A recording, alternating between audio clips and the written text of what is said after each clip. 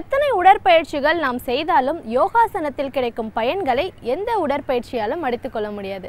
ஆதலால் ஆசன ஆண்டியப்பன் அவர்கள் இன்றைக்கு சிறந்த யோகாசனங்களை நமக்காக கற்றுத்தர வந்திருக்கிறார். அவற்றை கவனிக்கலாம். நிகழ்ச்சியில் முதல் பகுதியாக வரவிருப்பது நலமுடன் வாழ.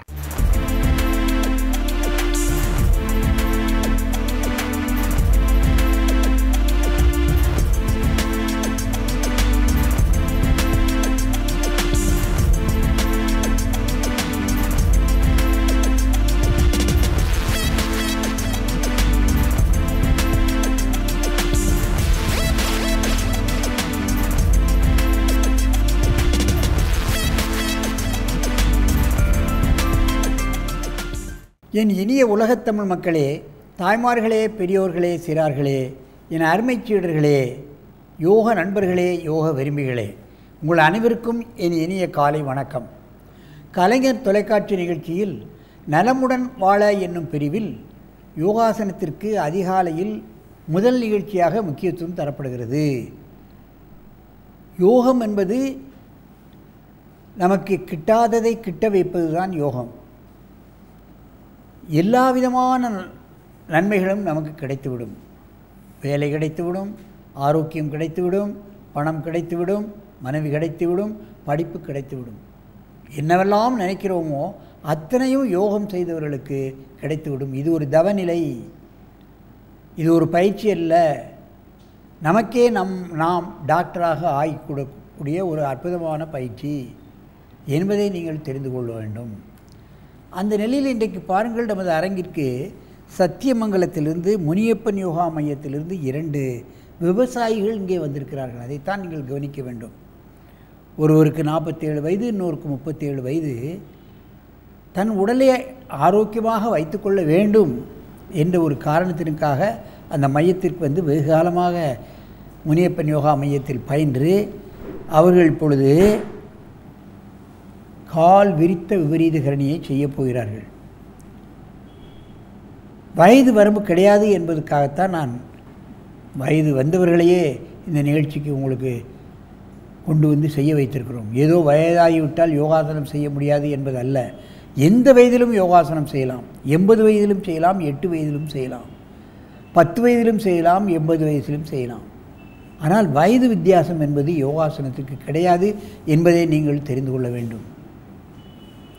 என் அருமைச் சீடர்களே, நீங்கள் அப்படியே பத்மாசனத்தை கலைத்து விட்டு என் பக்கமாக திரும்புங்கள். மெதுவாக செய்ய வேண்டும். விபரீத கரணி பல அற்புதமான நல்ல பலன்களை ஆச்சரியப்படத்தக்க அளவு இந்த ஆசனம் செய்கின்ற காரணத்தினால்தான் விபரீத கரணி என்று பெயர் வைத்திருக்கிறார்கள். அப்படியே காலை அகலமாக விரியுங்கள். எவ்வளவு முடியுமோ அவ்வளவு காலை விரிக்கலாம். பாருங்கள்,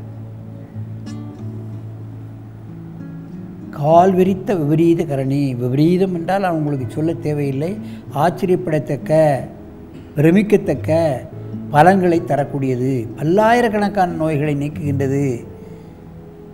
இந்த ஆசனத்தை செய்ய முடியாதவர்களுக்கு கூட நாங்கள் அதுக்காக தனியாக ஒரு மெத்தை வைத்திருக்கின்றோம். அதிலே போட்டு செய்ய வைத்து அவர்களுடைய நோயை குணமாக்கி அனுப்பியிருக்கின்றோம். கால் வீக்கம், முட்டு வீக்கம், பாத வீக்கம், முட்டு வலி, இன்ன பிற மூலத்தில் ஏற்படக்கூடிய பிரச்சனைகள், ஈரணக்கருவிகளில் ஏற்படக்கூடிய பிரச்சனைகள், அன்னமய கோஷம், பிராணமய கோஷம், மனோமய கோஷம், விஞ்ஞானமய கோஷம், 4 கோஷங்களையும் சரி செய்யக்கூடிய அற்புதமான ஆசனம். மெதுவாக இந்த ஆசனத்தை இறக்குங்கள்.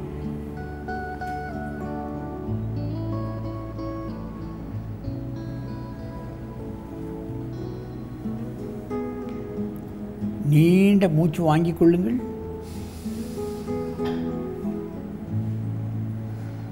இப்பொழுது எழுந்து உட்கார்ந்து தலை 2 பேரும் ஒன்றாக வைத்துக்கொண்டு செய்ய வேண்டும். தூக்குங்கள்.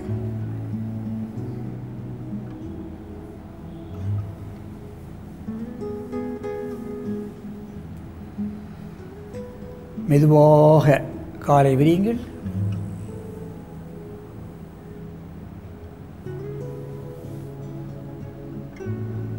காலை பின்பக்கமாக கொண்டு போகணும். அப்படியே இங்கே பின்னால் அப்படி வைக்கணும். இசிஜி கார்டியோகிராம்லாம் வச்சு பார்த்தா பிளட் அப்படியே இறங்கி வேகமாக இறங்குது. வயிற்றுப்பகுதிக்கு வருது, லங்ஸ் அண்ட் ஹார்ட்டுக்கு வருது, கழுத்துக்கு வருது, முகத்துக்கு கண், மூக்கு, காது, பிரெயின் அத்தனைக்கும் பிளட் சர்க்குலேஷன் அதிகமாக கிடைக்கின்ற காரணத்தினால் இந்த பகுதிகளில் ஏற்படக்கூடிய எல்லா பிரச்சனைகளையும் நீக்கி விடுகிறது. இது ஒரு ஆசனத்தை மட்டும் ஒரு 200 எண்ணிக்கை நாம் செய்துவிட்டு செல்வோமையானால் அன்று முழுவதும் நமக்கு சுறுசுறுப்பாக இருக்கும். எந்த பிரச்சனையும் எந்த காலத்திலும் நமக்கு வராது. மெதுவாக இறக்குங்கள்.